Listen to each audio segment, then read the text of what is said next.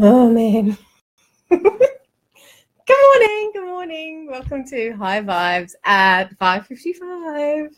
It's Lockie in the background saying good morning. Morning, everyone. Hopefully he won't yawn as much as he did last time. Jonathan, yeah, it's all happening down here. One's still asleep. I'll try to be quiet. Those of you listening on the podcast can't see what's going on. There's a little bit of chaos going on behind me, a little bit of it to the left of me, because we're in the middle of renovations, which is all exciting and wonderful. So good morning. I think I've said that. Michelle House. I don't know what's going on. See, I sit down at my desk and go, quick, be professional. And I can't do it.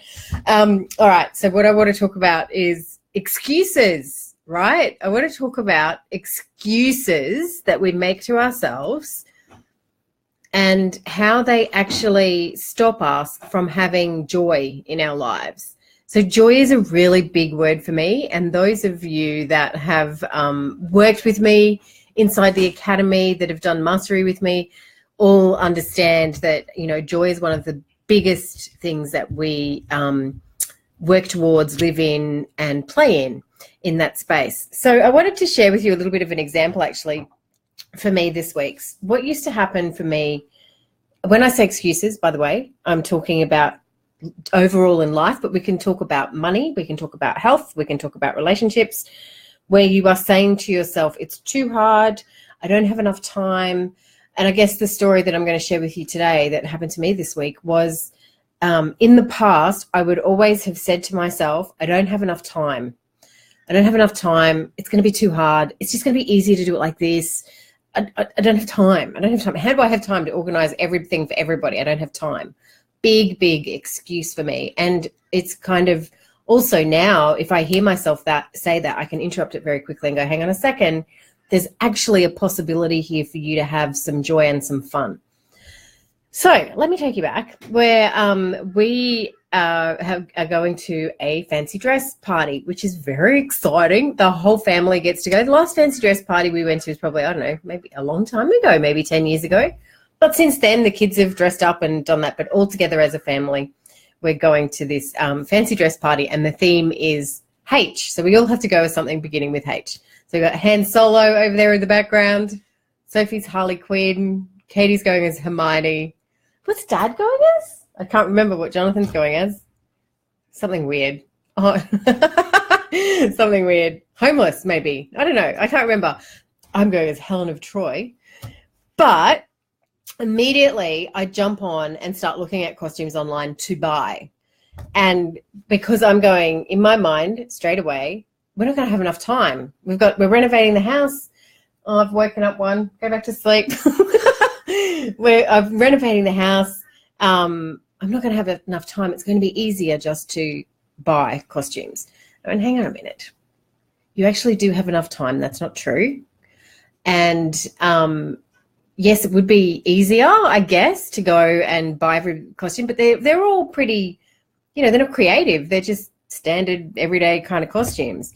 And I thought, well, let's see if we can do this a different way. So I stopped the excuses and brought in possibility. So that's what happens is you have the excuse, and this goes for health. I know I've got Bev, who works in the space of health, who's joined this morning. Hey, Bev.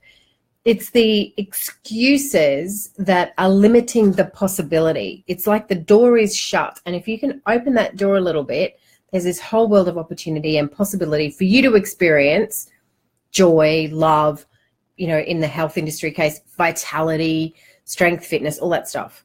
Anyway, so I set about with my list, and this is where we're going to coincide with doing everything in perfect time, right?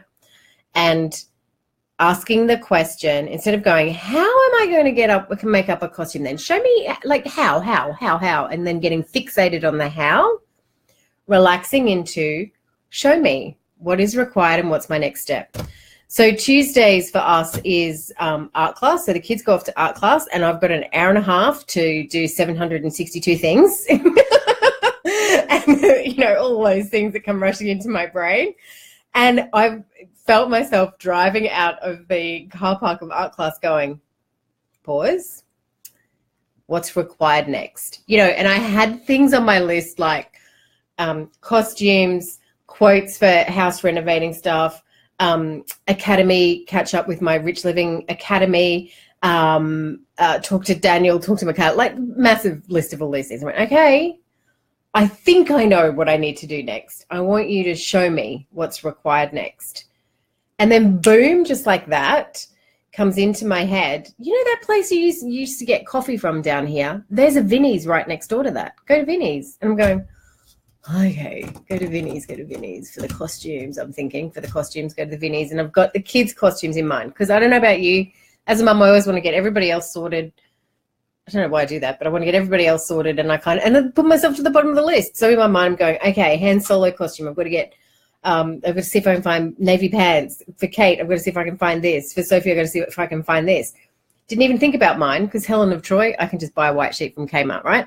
That's what I was thinking. White sheet, leather belt, she'll be right, mate. So we go into this Vinnie's and up and down the aisles. I have people that can go into those op shops and find the best stuff in 10 minutes. Not me. Again, like the whole Gumtree thing, right? So I'm walking through the and looking at this, getting the right size. Nothing there. There were no skirts. There were only shorts. There were no pants. There were only tracksuit pants. And I was like, this is too hard. This is too hard. It's taking too much time. And then I walked along the back because I was thinking, I don't have to get a skirt for Kate. Maybe there's a dress, and all the dresses were up the back. So my brain acknowledged that the dresses were on that back wall. And as I'm walking there's this big gap in the dresses, like on a dress rack, somebody's gone like that to look at a dress. Well, here on this side was the most amazing Helen of Troy dress. Just like, ta-da, the shining light, this gorgeous, how they wear the beautiful V-necks. It doesn't have to be white, does it? Helen of Troy probably had color. It's this color green. Anyway, the point was that there's two things. When you take away your excuses and you tune into show me, magic happens. I had absolutely no expectation that I was getting something for myself. I had absolutely no attachment to what I was going to get out of that shop. I walked in there. I was detached. I didn't have an expectation. And every moment that I took in there came from this place of, yay, show me what's next because I'm not seeing it. Show me what's next. I'm not seeing it. Show me what's next. And boom, there, the dress. So then I go off and I went, oh my God, this is so cool. I've got this amazing dress. So now I'm just going to make some cuffs. I'm going to make a cute little, big leather belty thing. This is going to be fun, right? If I had bought my costume online, I would have gone, pay, details, click, don't. And it would have been done. It would have been over, yes. But now I'm in this vibe of, oh my God, this is fun. This is so cool. Oh, this is exciting. What could I do next? So my vibe is high, right? As I'm paying for the stuff, I go, hang on, spotlight's down here in this area. I wonder if a spotlight's a leather. I don't know. I'm not somebody that hangs out at those places. And then I'm thinking, it's just down the road. So everything was in easy reach. Sometimes, when you go somewhere, those kinds of places like spotlights and op shops aren't in a location. They're kind of spread out everywhere. Anyway, down the road, jump in the car, off to Spotlight I go, walking through the fabric area, and my brain kicks in and goes, you don't know what you're doing. You don't know where to look. Who do you think you are? You're not that creative.